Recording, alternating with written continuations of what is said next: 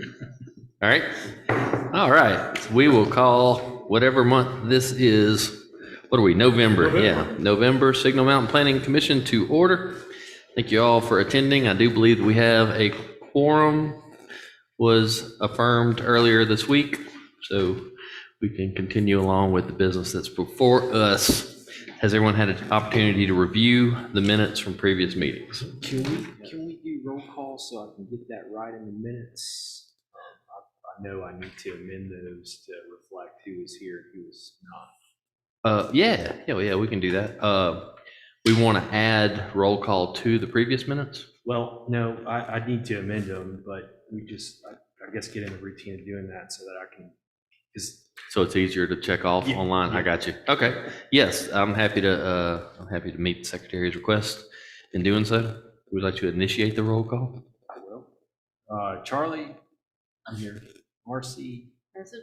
Jamie. Here. Eddie. Here. Ryan. Present. Brent. Here. Susanna. Aaron. Good. All right. Very good. All right, so we have had a chance. Was there a motion to approve the minutes? Okay. Second. Motion and a second. All in favor? Aye. Aye. Any opposed? Nope. I was thinking the other day, looking at this agenda, what did we decide that you or I or you, some official, was going to attend council meetings on like a quarterly or biannual basis to ensure that like work that we intend to carry forward actually gets to them? I've noticed that y'all's agenda always includes, responses or notes from committees or boards. And I know that I have not attended any. It would be nice if you as the rep or your other council person could respond back. Do y'all take a time to do that? Yes. If there's a meeting and you're a liaison to a board, then you'll report on what happened, or in this case, since we're on the board, we would report what happened at the meeting. Excellent. So we haven't had to attend or been absent in a duty. Correct. Very good. Okay. Just wondering about that. We can move directly into agenda item number 2, Wild Ridge at Fox Run Phase 4 Final Plat.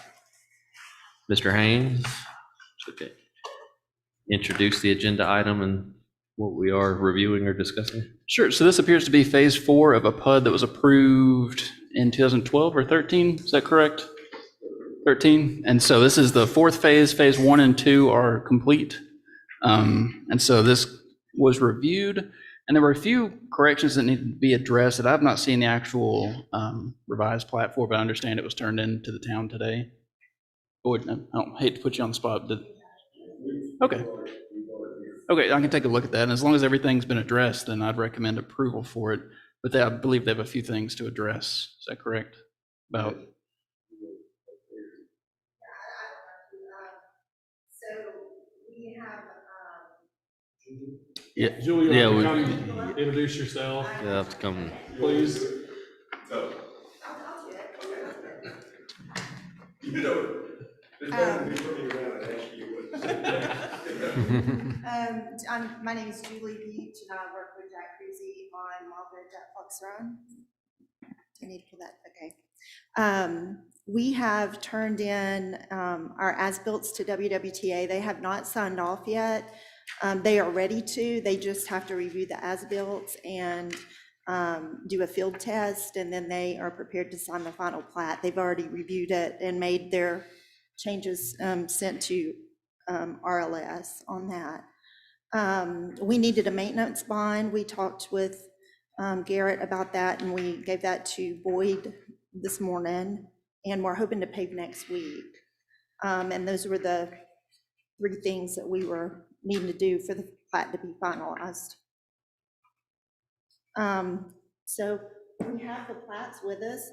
Is that something you look at away from here, or? Sure, I'd rather not do it on the spot. On the but spot. I mean, so as long as the corrections on the review that I sent them have been made, the maintenance bond has been turned in, as long as WWTA signs off, I'd recommend approval subject to those conditions being met. That's what I'm trying to say. Okay. Do you mind running through what the comments were? Was Sure. anything material or? Sure, so essentially, making it short, making this final plat appear like the phase 1 and 2 final plats. So the final plat included a note with approved minimum building setback lines, the minimum lot size. It had a specific call out for cottage homes. I don't know exactly if that's on there, but it was on the other phases. There's at least one drainage easement that needed to be included across lot 98. The power and communication easement needed to be reviewed and approved by EPB. Do you know? They did. Okay. And include a note stating that the owner developer is to install all drainage structures and improved easements as shown. Maintenance of drainage easements is the responsibility of the property owner, not the local government. Removing language that doesn't reference, or that references lots that aren't actually in this phase, just for clarification.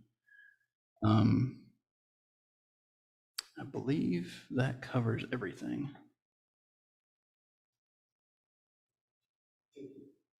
Mr. Cruz? Yes, sir.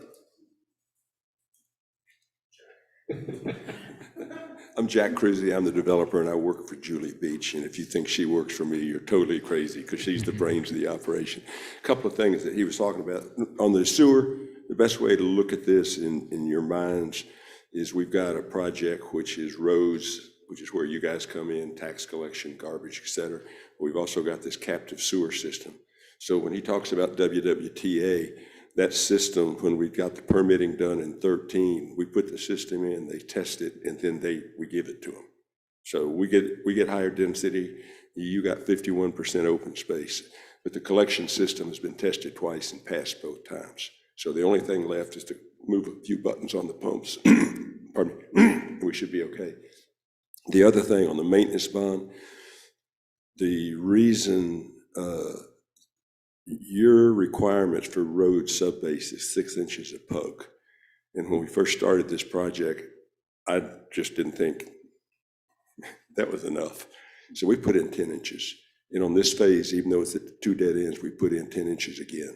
So, you know, your CBR rating, Boyd would probably know, and I know Garrett would, but we're trying to do a quality product and a quality road that's not going to cause problems and bust up. And we come back in here and you're asking what went wrong. And then the last thing, the reason it's phase 4 is there are 8 phases. We did 1 and 2. Pardon me. We were thinking about 3, but market conditions said we go to 4.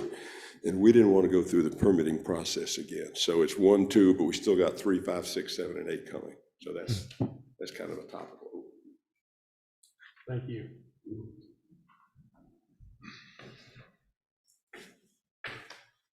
Does anyone have any other questions or discussion to consider? So just to confirm, your comments are the ones here in red that we expect on the conditional approval, Correct. your recommendation for conditional approval. I'd like to make a motion that we approve this plat with the conditions that are on this plan. I think there's 6 of them, 6 red notes that appear on the last submittal here.